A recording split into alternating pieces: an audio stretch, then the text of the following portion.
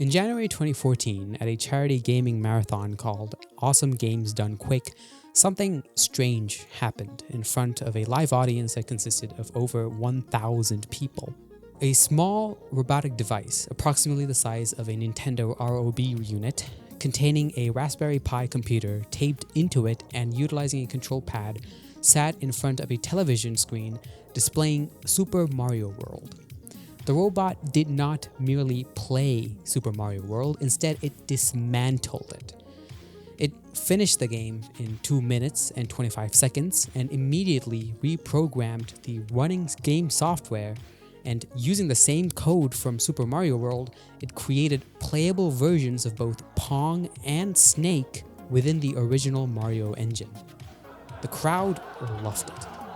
The robot was called TASBot, TAS for Tool Assisted Speedrun.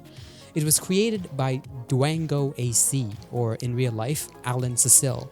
According to him, TASBot was designed specifically for playing back a previously recorded sequence of button presses in a frame-perfect manner onto genuine, unmodified hardware. No artificial intelligence existed or was used. There were no real decisions being made. Simply put, TASBot's function is to execute a script, a list of control inputs without pause, without fatigue, and/or error. Dwango AC defined TASBot's purpose in very simple words. After attending the AGDQ event, he stated, "A TAS is, quote, nothing more and nothing less than a scripted series of buttons to press on a controller." And yet, there is a discomfort looming behind this little clanker, isn't there? Because even though on paper it may be as simple as repeated button presses, what TASBot actually produces is not nothing. In 2015, it used Pokemon Red running on a Super Game Boy to connect a 1990s Nintendo console to the internet and stream a live Twitch chat into the game through the controller port. In 2016, TASBot completed Super Mario Bros. 3 in less than a second by using inputs humans cannot possibly replicate, pushing a button at rates greater than 8,000 times per second.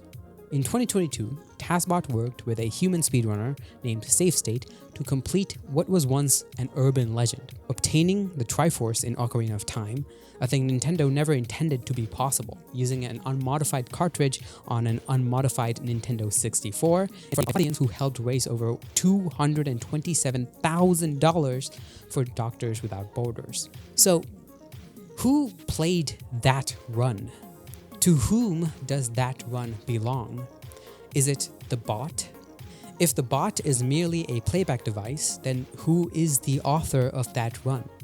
Is it Serene, the programmer who coordinated a team of more than 25 individuals for almost 3 years to develop the software? Is it the community on TAS videos, which includes multiple authors with their names listed as part of multiple collaborations that can span over many years? Is it Dwango AC, who originally built and maintained the hardware? Is it SafeState, whose hands were actually on the actual controller? Or is it even relevant to ask who the author is? I want to think about this question because the answer isn't particularly important for speedrunning. However, the answer will help us understand an issue that has caused tremendous controversy in recent years. The TASBot debate. Who makes a flawless run? How do we recognize contributions? Does machine-based execution reduce or eliminate human authorship? Is essentially a smaller and easily understandable example of a far broader and louder debate taking place right now regarding artificial intelligence and art. I'm going to use TASBot as a door. And on the other side of that door, I want to make an argument that I think is going to make some of you deeply uncomfortable. The basic idea of what I'm about to lay out is that the popular position today that human-made art holds some sort of intrinsic value that AI-made art lacks is not a progressive position. It is not, dare I say, a leftist position. Instead, I find its romantic humanist fantasy deeply rooted in Victorian capitalism.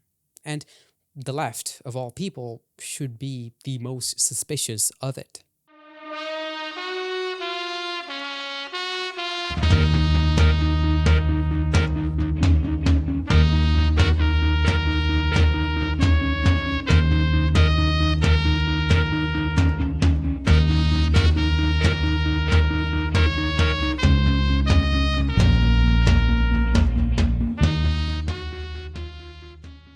Before we get into that, I need to be very clear about what I think about AI as it stands now, because I can already predict a very easy but also very annoying misinterpretation.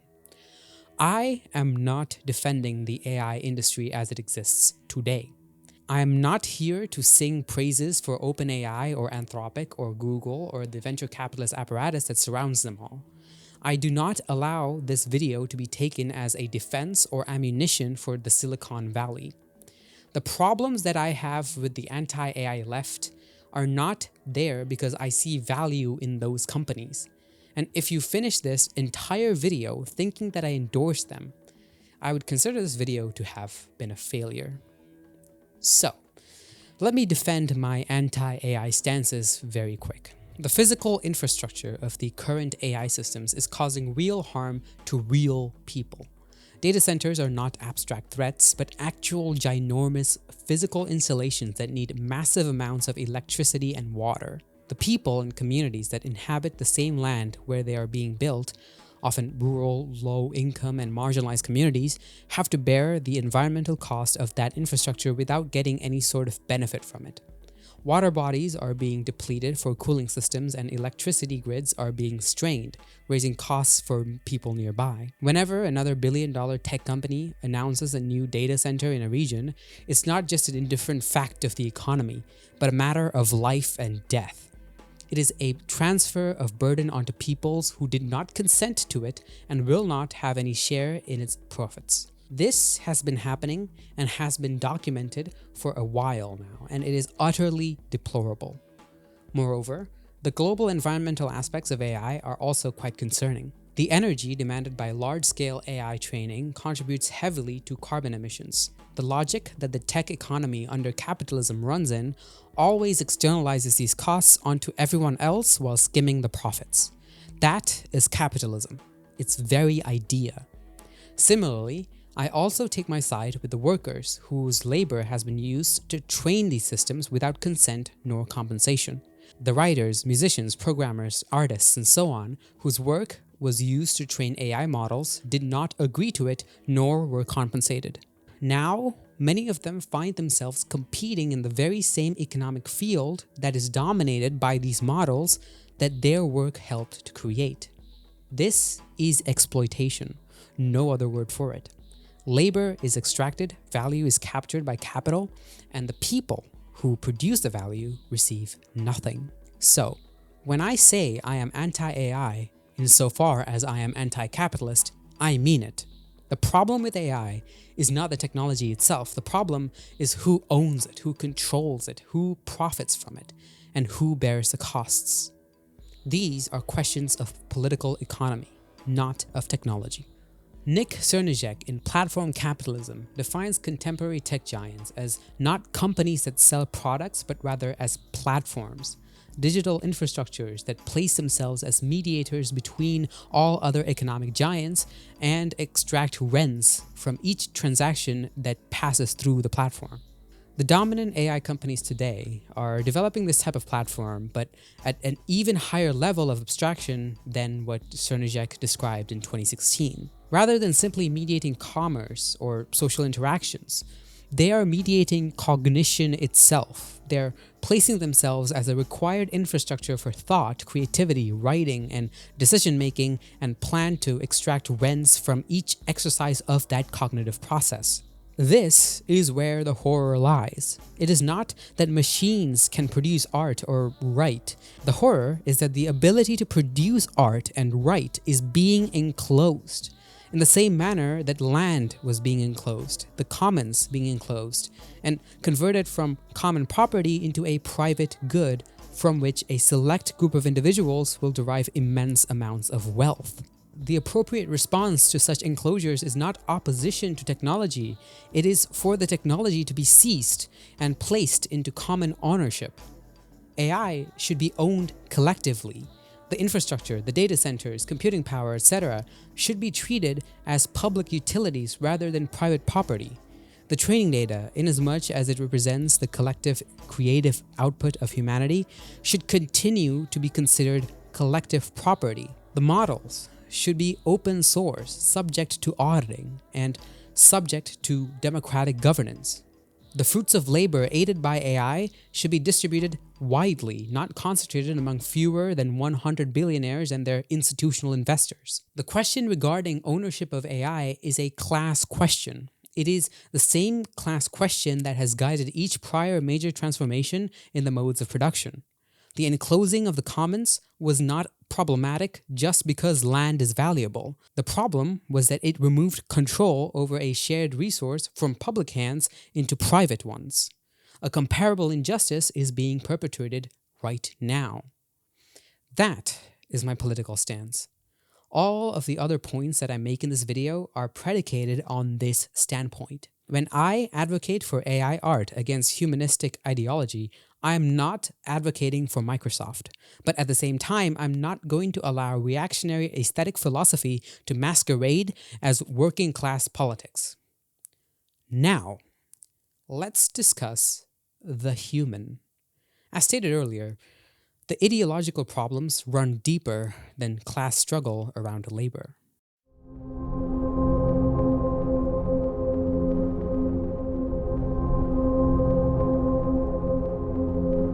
The idea that carries the defense of human art over AI art is something so widespread and felt deeply that most would not stop to question it.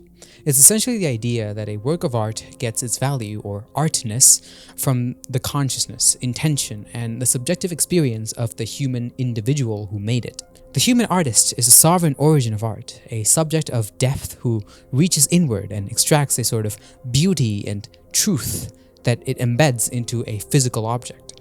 This is what your local, chronically online leftist believes. Hell, it is also what Hayao Miyazaki believes.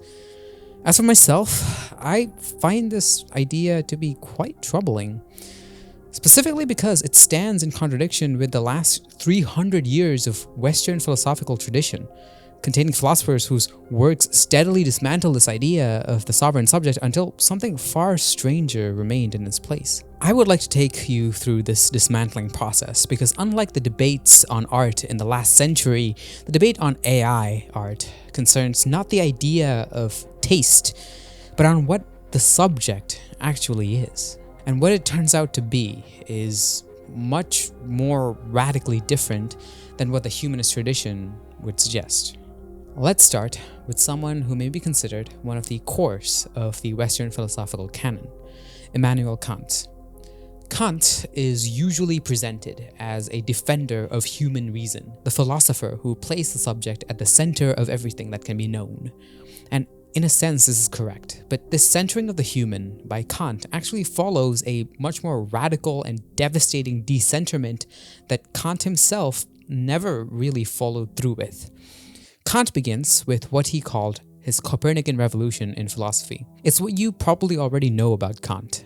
Basically, he said that the objects of experience conform to our cognition rather than the cognition conforming to the objects of experience themselves. This means that we don't just passively receive the world, but actively constitute it through the forms of our sensibility, that being space and time, and through the categories of understanding, of which there are many. What we experience is not reality as it is in itself, but reality as it appears to a subject equipped with particular cognitive faculties. But here is where this all gets very interesting.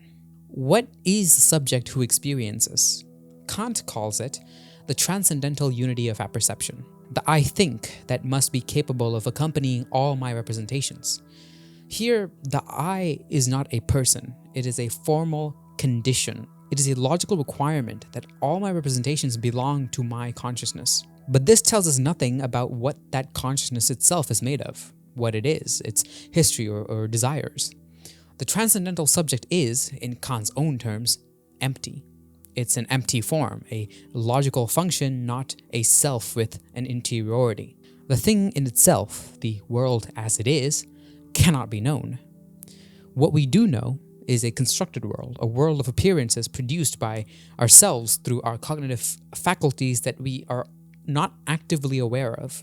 Kant's subject is not a window onto reality, it is the mechanism that produces the appearance of reality. And that mechanism is not transparent to the conscious individual who relies on it. Similarly, Kant's critique of Descartes' cogito is pretty telling. To simplify, Descartes' famous formulation, "I think, therefore I am," holds a pesky little blind spot. According to him, Descartes' claim basically holds that determinate existence, the "I think" part, justifies and proves an indeterminate and immediate existence, the "I am" part. But this is a huge jump for Kant. Descartes does not provide any justification for the determinability of existence. Hence, he essentially only proves determinable existence, not all of it. This then provides a fractured picture of the cogito. This is the beginning of the end of the sovereign subject. The same human who claims to express themselves in art is already a fragmented self who only really exists as an empty form. Following Kant, Freud takes up the project of decentering the human and reveals something deeply disturbing for the humanist. The subject does not know itself. In his paper, The Unconscious, published in 1915, Freud argues that consciousness, the I with which we identify when we say "I made this," is not the primary process of the psyche. The primary processes are unconscious, they are timeless, not ordered temporally, are not altered by the passage of time, they have no reference to time at all. They don't obey logic and are not rational. What we call consciousness, the areas Freud labels the preconscious and conscious, are not the generator of mental activity.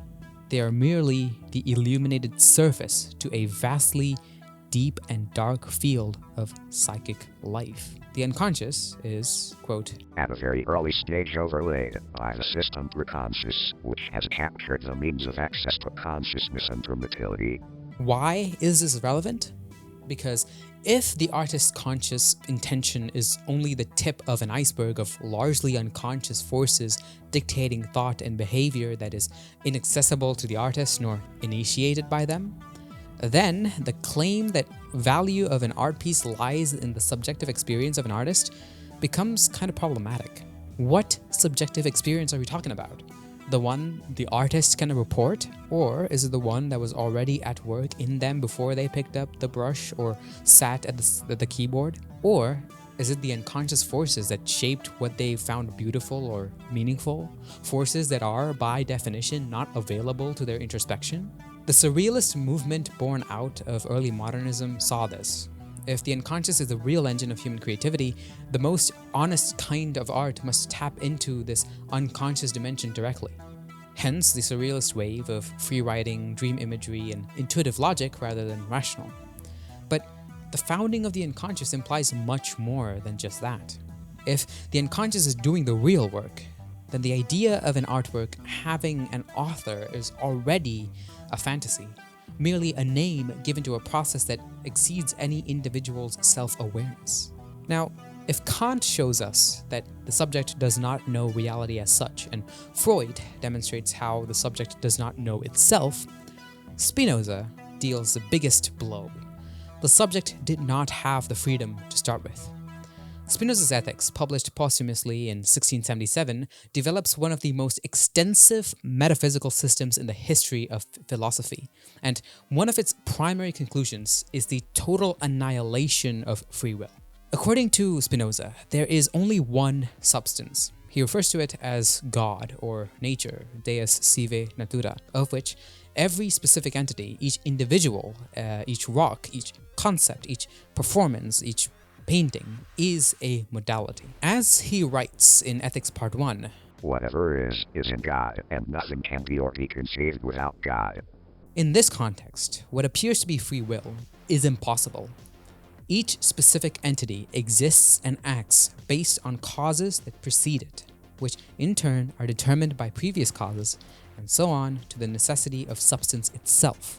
"In nature there is nothing contingent, but all things have been determined from the necessity of the divine nature to exist and produce an effect in a certain way." The person who chooses to sit down and paint or write or compose, the one who says, "I chose to create this work and created it freely, and it is my feeling of freedom that lends it value," is misrepresenting their own condition according to Spinoza. They are a modality of an infinite substance, and thus are compelled to produce what they produce by the causal influences that comprise them. their history, their body, their affects, their world. While the sense of unmediated creative autonomy felt while creating is real as an experience, it doesn't really occur like that. And now, this is not fatalism. This is not a call to despair. Spinoza is not suggesting that producing works of art is futile. Rather, he's suggesting something even more strange, yet liberatory, that the difference between describing something as I created this work freely and I produce this work due to a complex network of influences that pass through me is just an artificial division. Both descriptions describe the same event. The question is whether you understand yourself as a closed individual origin or as a mode of an immanent process that includes everything that shaped you. In the second instance, you are, paradoxically, empowered to a greater extent because you are connected to everything. You are not less than a sovereign creator. You are more. You are a site of convergence of everything that constitutes your world. This is our necessary foundation. Kant shows us that the subject is an empty form and fractured. Freud shows us that the subject is unknown to itself. Spinoza shows us that the subject is not the autonomous beginning it supposes itself to be. Together, they disassemble the philosophical precondition for asserting that human creativity imparts inherent value to works of human-made art. If the human artist was never quite the sovereign origin they imagined themselves to be, if they were always an empty form and fragmented, always partly unknown to themselves, always embedded in and determined by forces beyond their control, then the distinction between them and a machine that produces art begins to look less categorical and more like a matter of degree. But we're not done, because there's another layer to this problem. Even if we grant everything I've just said, someone might just say, okay, fine.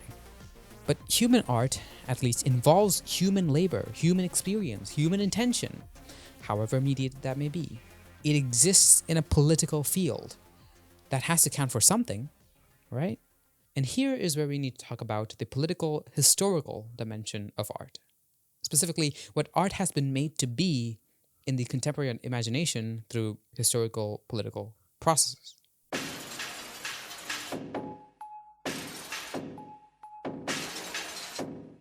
The image we carry of the artist, the solitary genius in their studio, suffering nobly for their vision, expressing their unique inner truth in a world that bears the mark of their singular consciousness, is not an eternal truth about the nature of art. It is a historical construction. It was produced by specific material conditions and it serves a specific political function. Now, if this is the case, if the image of the artist's genius is an invented figure, then defending human art in the name of the subject is to defend the conditions of production that invented this image in the first place. In 1934, Walter Benjamin was able to state this matter very clearly at the Institute for the Study of Fascism in Paris. In order to explain what the artist produces and what that production really entails, Benjamin cites Brecht's view of modern theater. Artists are in possession of an apparatus that in reality possesses them. They defend an apparatus over which they no longer have any control and that is no longer, as they still believe, a means for the producers but has become a means against the producers. If we replace apparatus with cultural industry of AI, then we can see how well Benjamin's critique fits today's world. Many artists defend human creative production against AI. At the same time, they are often fighting to protect the apparatuses of the gallery system, private intellectual property law, copyright, the publishing industry, and streaming platforms, and so on. All systems that have taken away their own labor power from them and made it available for others to use. The struggle, if there is one, is not between human art and machine art, it is between labor and capital, as it has been since capitalism emerged. Foucault's text, What is an Author?, published in 1969, provides a precise historical analysis to this claim. The author, according to Foucault, is not a particular person, An author is simply a functional role created through a complex process whose ultimate goal is to create the reasonable being called an author. The role was invented, legally and institutionally, to designate ownership, responsibility, and to regulate the flow of information. According to Foucault, speeches and books had authors in the modern sense only after the author had become accountable to punishment, and only to the extent that the author's words were deemed transgressive. Authorship has existed since the time it was first used as a legal tool to provide punitive and proprietary rights rather than providing a recognition to some spiritual source. Foucault further imagines a future without an author function, and described that possible future as, "We can easily imagine a culture where discourse would circulate without any need for an author. Discourses, whatever their status, form, or value, and regardless of our manner of handling them, would unfold in a pervasive anonymity. No longer the tiresome repetitions." He imagines the questions that would replace our current obsession with origins. What are the modes of existence of this discourse? Where does it come from? How is it circulated? Who controls it? That last question he mentioned, who controls it, is the most important. And today, the answer is the same people who have always controlled things. In 1844, Marx illustrated this dynamic in his economic and philosophical manuscripts. In Estranged labor, the workers' products appear as foreign forces, that is, as belonging to those who own the tools of production.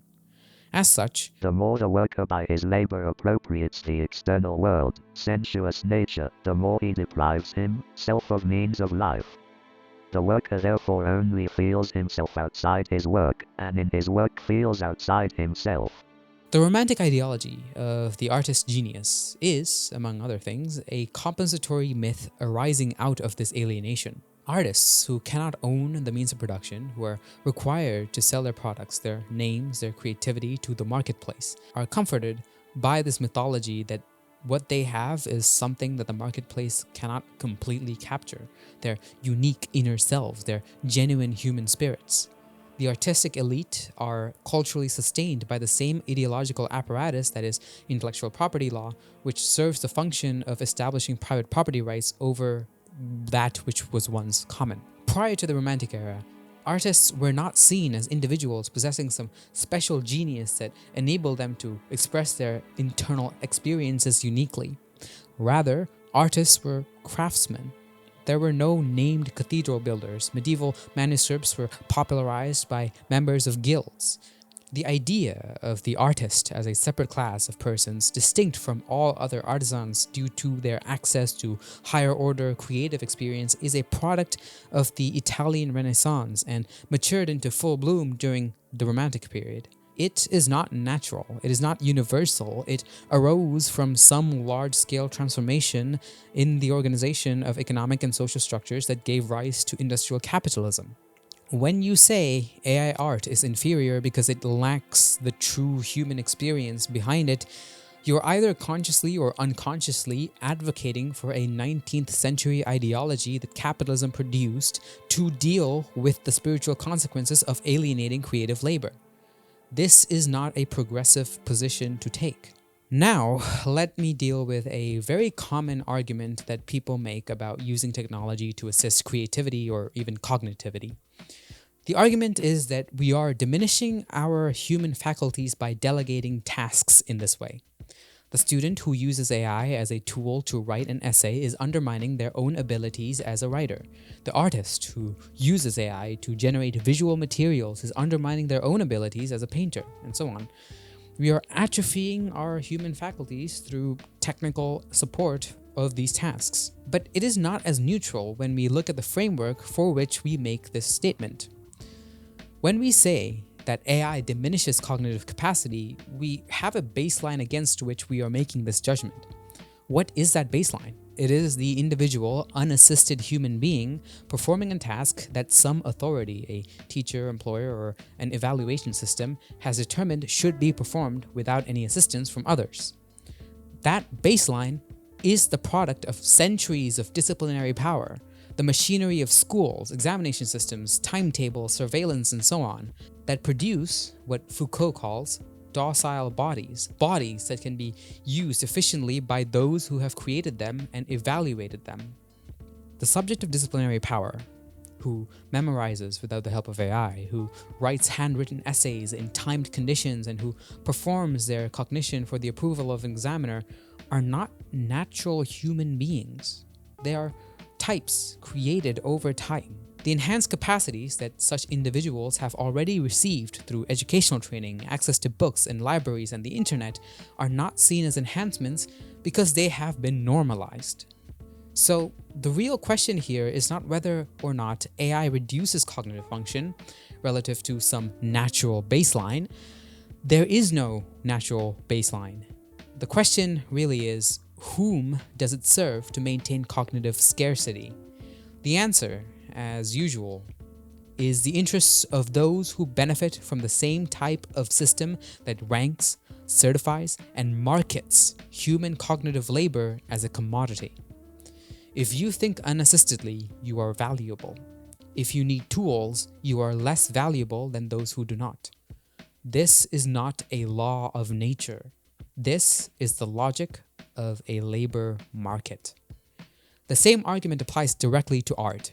The claim that AI-generated artisan work is lesser than its conventional counterpart because it did not require the sole labor of an artist is simply the ideology of scarcity serving the capitalist system. It is the ideology of the handmade, the authentic, and the original, all of which are ideologies of scarcity. What I'm trying to say here is not that skills are worthless or that effort has no value. I am saying that when we ground the values of art in the individual labor of the creator sovereign, we are importing the labor theory of value into aesthetics in a way that serves capitalism rather than challenging it. So what should be the basis for our thought process about art? What do we substitute for this genius artist? Here is where this gets quite interesting.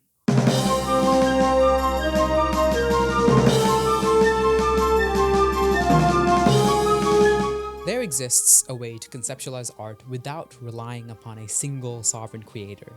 Artistic expression can occur without a singular artistic genius. Moreover, there is no need for this mysterious passage of an internal spiritual experience into physical form. This is more rigorous than the humanist account, and I would argue truer to what art actually does when it works. Gilles Deleuze and Félix Guattari developed this most fully in What is Philosophy, published in 1991. Their claim is simple. Art is the creation of blocks of sensation. Blocks of sensation, or what they term percepts and affects, are self-sustaining compositions of sensation. Such compositions function independently of both the individual generating them and the individual experiencing them. The authority to rest the percept from perception of object and the state of a perceiving subject, to rest the affect from affection, as a transition from one state to another. To extract a block of sensation, a pyramid of sensation. This is a very radical claim. The percept is not a perception. It is not what you personally see or feel when you look at a painting. It is something that the painting has made autonomous from your perception by virtue of encountering it. Van Gogh's sunflowers are not the artist's feelings about sunflowers. They're not even about sunflowers in that sense. They are a being of sensation that the painting has created, a composition that vibrates on its own, that continues to happen even when the painter is dead and gone and the viewer is distracted. Related to the percept and the affect only, at what an one sufficient and no longer anything to the experience or have experienced them. Thus, this represents the death of the author in its most literal sense, not as a metaphorical notion introduced by Roland Barthes, but rather as an ontologically based philosophical argument with regard to the autonomy of a given work from its creator. A work of art serves as a vehicle for conveying neither an artist's personal experience nor an artist's private thoughts. Rather, it represents a completely new type of entity. It is a monument not to any past time period nor to any artist, but rather to an occurrence of sensation that has been stabilized within the materiality of the artwork so as to enable it to be encountered once again. Now, must this account originate with a human being? Not really. The only relevant question asked by this account is, does this particular piece of art produce autonomous sensation? Does it wrest percepts from ordinary perception? Does it create a zone of intensity that has its own existence?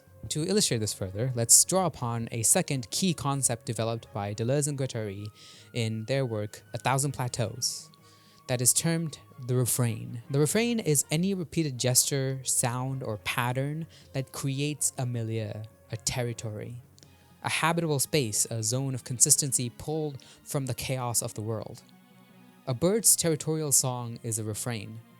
A lullaby is a refrain. A painting style, for example, Cézanne's particular way of treating color, his innate sensations, is a refrain. The refrain creates a territory. Art happens when the refrain is deterritorialized, when it stops being merely territorial and opens onto what they call the cosmos, onto forces that exceed any particular territory. From chaos, miliardrit marbon. Diese concernent ainsi cosmogonie. Every milieu is coded. Every milieu opens to chaos. And rhythm, including the rhythm of art, is a milieu's answer to chaos. What is the artist in this account? Clearly, we are far past the idea of the human sovereign subject. The artist is a site where the refrain happens, the place where the milieu's forces pass through and find a form. Cézanne does not express Cézanne. He is a conduit through which certain forces of color, landscape, sensation, and history pass into a block that can now circulate independently of him. The material, the canvas, the paint, the physical substrate, is not incidental. Deleuze and Guattari say, I préserver biribinoso matériel, ich constitue un liseur de facto condition, but, insofar as die condition is satisfiée, is a perceptor affect, I préserver itself. the material is the condition for this event, but the event is what matters. And the event, the block of sensation, the deterritorialized refrain, does not care whether the material was arranged by a hand or a machine. So, what does this mean for AI? An AI image generation system is trained on the collective visual production of human culture, the accumulated refrains of painting, illustration, photography, and design. When it produces an image, it is, in a Deleuzian sense, a very particular kind of conduit, not through a single artist's experience, but through the entire milieu of visual culture as it has been encoded in its weights. The question is whether what it produces can constitute a block of sensation, a new assemblage of percepts and affects that stands alone, that vibrates with its own intensity. That is a question about the output itself, not about the nature of the mechanism that produced it. But notice this, the same question applies to the human artist. Whether a human painting constitutes a genuine block of sensation, whether it wrests percepts from perception, whether it creates an autonomous zone of intensity, is equally not guaranteed by the fact of its human origin. The world is full of human art that is derivative, inert, captured by cliché, executing formulaic gestures without creating anything new. And the world contains, increasingly, AI-generated images that produce genuine encounters, that create zones of visual experience that do not resolve into the familiar. This is, of course, not to deny that slop exists. It does exist, and loads of it. Trump, Jesus slop, fruit family cheating drama slop, self-serious AI videos all exist. Our boy Triple T Sahur is a product of this. But yet again, don't human-made equivalents also exist? I remember watching nonsensical Gmod videos and animations when I was younger. While it is true that online right-wing seems to exclusively use AI for their idiocy, this fact does not negate the value of AI imagery, whatever that may be, because, surprise, surprise, not all creatives were card-carrying commies. All kinds of stuff from hyper-racist imagery to pro-war propaganda can be found if you flip back a book on historical illustrations. Again, none of this really discredits or devalues AI's role in art.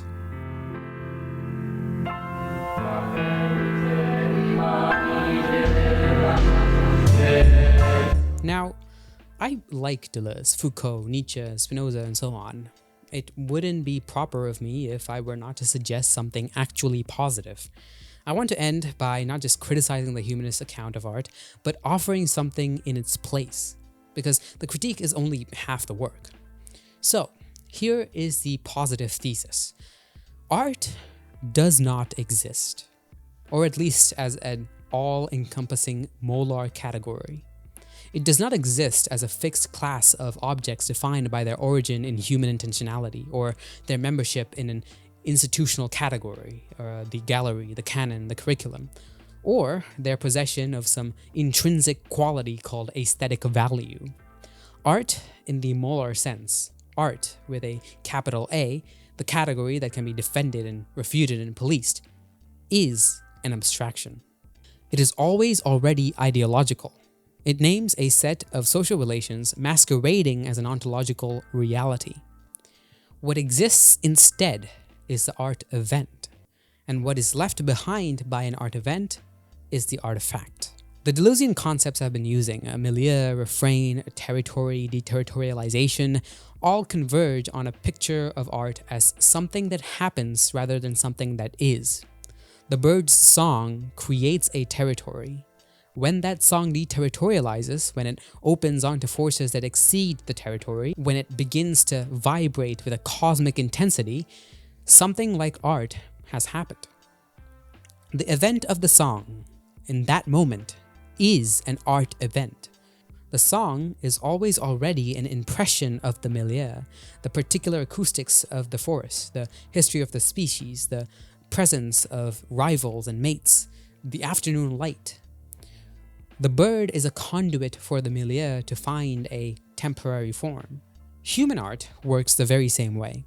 The artist is always an impression of the milieu, of their cultural inheritance, their language, their history, their body, and its particular ways of being affected. When something in that configuration deterritorializes, when the refrain that has been building through their practice and accumulated sensations finally breaks open onto something new, an art event occurs. The artifact that remains is the material trace of that event. The painting, the novel, the song, these are monuments not to the artist, but to the event. This is why great art survives the death of its maker, not merely as a document, but as an ongoing event. The block of sensation in Kafka's prose is still happening. The visual intensity of Goya's black paintings is still happening. These are not memories, they are events that the material has made repeatable. Now, who or what is the conduit? The milieu expresses itself through whatever configuration of forces is capable of receiving it and transmitting it. In most of human history, that configuration has been a human body, human hands, human neurological machinery. There is nothing necessary about this. The milieu could not care less what kind of conduit it uses. A hand, a bird, or a machine. The question that matters is not, did a human make this? The question is, has an art event occurred?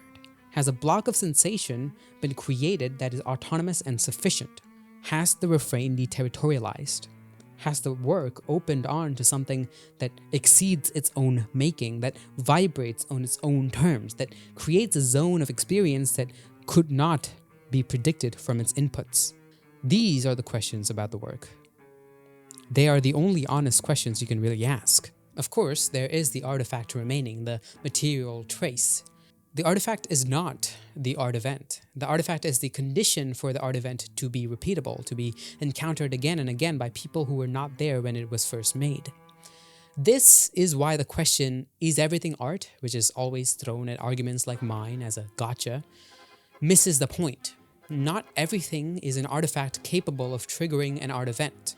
A sunset is not an artifact. It happens once and then it is gone. But A painting of a sunset, whether made by Monet or an AI, is an artifact, a material capture of certain configurations of percept and affect that makes them available for re-encounter. The artifact is a kind of machine for repeating an event. The question is not whether every artifact is art. Most artifacts are inert. They produce no event.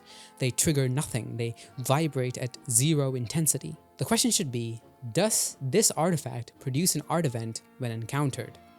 The question cannot be answered in advance by looking at the origin of the artifact.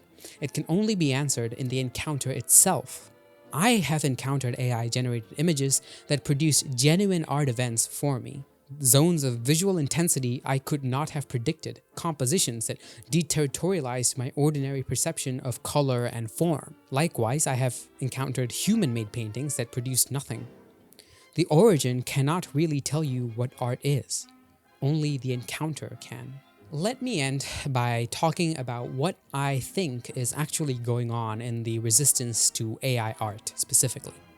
Because I do not think it is purely ideological. There is something real underneath the humanist framework, even if the framework itself is wrong. What people are responding to when they say human art has something AI art lacks is often something real, but they're misidentifying what it really is.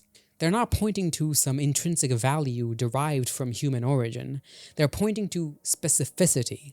They're pointing to the trace of a particular milieu, a particular body, a particular history pressing itself into material and making itself transmissible. What they love in art is the sense of contact, the feeling that something passed from one configuration of forces into material, and now it is passing on to them. This is true. This is what art does, but this contact, this transference of milieu is not exclusive to human hands. A human artist who is a generic product of their training, their education, who executes received formulas competently without any genuine deterritorialization does not produce this contact. And a computer system trained on a collective visual memory of a culture producing an image that captures and transmutes the forces of that milieu in a way that opens onto something new that can produce this contact. The distinction we are actually trying to draw is not human versus machine. It is alive versus dead, an event versus a non-event. The refrain that opens onto the cosmos versus the refrain that has become cliché. If you reclaim that distinction, you have something. But it won't be wresting of AI art from artistry, but a wresting of dormant, thoughtless illustration in the Adorno sense. But without that distinction, what you have is a sort of purity politics marketed as aesthetic philosophy. Before I end this video, due to how long this video took to produce, I have some leftover thoughts that did not make it into the original final draft that I will now graft on. This part will be less structured and more of a think out loud session, but I feel this is necessary for this video to feel anywhere near complete. And also, I will just be playing this random gaming footage in the background since I don't want to spend much energy on this. Anyway, I mainly want to focus on three main things. Firstly, I want to briefly address the title. The title for this video is a reference not to Who's Afraid of Virginia Woolf, but a video essay made by Jacob Geller named Who's Afraid of Modern Art. In that video, Jacob Geller examines a seemingly ubiquitous and rather baseless hatred and blunt rejection towards what many call modern art, and he traces it back to Nazi Germany's partitioning of good art and degenerate art and so on. I chose to reference that video not because I believe Jacob Geller would agree with me. He clearly seems to fall on the side of the very same people I am trying to convince otherwise. I chose this title because it is perhaps the only video I've seen that had earnest motivation to celebrate art. Jacob does not simply try to defend modern art against hatred, but lets the hatred flow while showing how unbothered and ever so thriving the nature of art is. This is, I believe, what our ethical position towards art should be. It is not something to defend, justify, or reason for, but something to celebrate with a sort of Dionysian frenzy. Yet again, this is why I prefer someone like David Lynch over Hayao Miyazaki when it comes to an artist's attitude towards art. While Miyazaki has a long-standing history of being anti-technology, with his sharp remarks against the use of AI, as well as his actual body of work suggesting a melancholic rejection of modern tech, David Lynch has always maintained a childish playfulness across his time talking about creativity and technology. From his interviews where he illustrates creativity as catching ideas like fishes, and his statements on AI being a fascinating tool for creativity, Lynch embodies the sort of translucent conduit that we have been talking about earlier. It is precisely this playfulness that I want to celebrate, this curiosity and unseriousness that make up the heart of creativity is the only thing I am loyal to. It's this that makes me fear how dogmatic people become when talking about art, whether that be a blind rejection of whatever is called modern art or AI. This deep seriousness in the AI discourse reflects a sort of cultural and institutional rigidity. Today, people go to school to learn how to draw, to film, to sing, and even to think. It is this I want to resist, and it is unseriousness that I want to celebrate. Secondly, I would like to quickly talk once again about my positive political suggestion about what to do with AI. Of course, I still stand by the idea of collectivizing AI, but to add to that, the collectivization should, in my opinion, stay anti-copyright and anti-IP. I generally scoff at the idea of AI art being theft, because theft is a capitalist category and violence against property is to an extent necessary as anti-capitalists, which means that for collectivization of AI to be even possible and desirable, we need a larger communizing political movement that doesn't just collectivize technology but also aspects of social life as well. I will not go much deeper into that because that's not the point of this video. Finally, to the philosophy of it all, I would like to talk about technology broadly. I've been working on some writings on my own that has to do with ontogenesis, philosophy of technology, and so on. For it, I read many texts from various philosophers, and one of them, namely Bernard Stiegler, is someone who I would like to invoke in this conversation. Stiegler draws upon the work of archaeologist Leroy Gorin, I guess that's how you pronounce it, which I will not go into much detail on, suggests that what we call the human is not prior to technology, but something that developed alongside it, blurring the difference between the maker and the made. Now, I have a Stieglerian account of human ontogenesis that I will link in the description for those interested, and with this account, I simply find it difficult to hold any sort of anti-technology stance. Technology, whether that be computers, AI systems, or even old dusty table of yours, are a pharmacon. They are cures for certain human conditions while being poisonous to others. So, an all-encompassing rejection of AI is simply unreasonable to ask, and I would even say counterproductive to any sort of anti-capitalism. That's all.